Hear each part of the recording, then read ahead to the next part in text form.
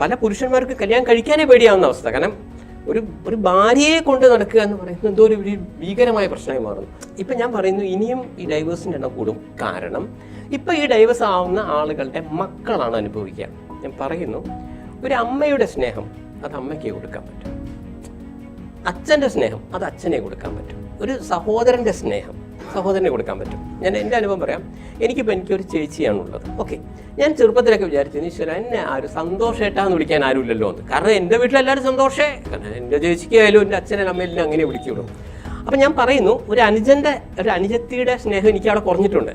കാരണം നമ്മളൊന്ന് ബഹുമാനിക്കുന്ന ഒരാൾ തന്നെ. നമ്മൾ ഈ പറയുന്ന എല്ലാവരും നിങ്ങളെ മൂത്താണെങ്കിൽ നിങ്ങൾ ഒരിക്കലും ഒരാൾ നിങ്ങളെ വീട്ടിൽ ബഹുമാനിക്കില്ല. പുറത്തിപ്പോൾ നമ്മളെ കൂട്ടുകാരാകുമ്പോൾ സന്തോഷം എന്നേ വിളിക്കുന്നുള്ളൂ.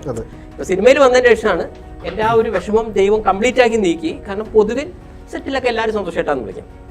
ഞാൻ പറഞ്ഞു വന്നത്, നമുക്ക് ഇതേപോലുള്ള പല സ്നേഹവും അവിടെ കുറയും.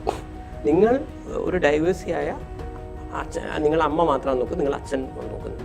സത്യം പറഞ്ഞാൽ നിങ്ങൾക്ക് അവിടെ അമ്മയുടെ ആ കുറവ് അവിടെ വരുന്നുണ്ട്, നിങ്ങളുടെ അച്ഛൻ്റെ ആ സ്നേഹത്തിൻ്റെ കുറവ് നിങ്ങൾക്ക് അവിടെ വരുന്നുണ്ട്.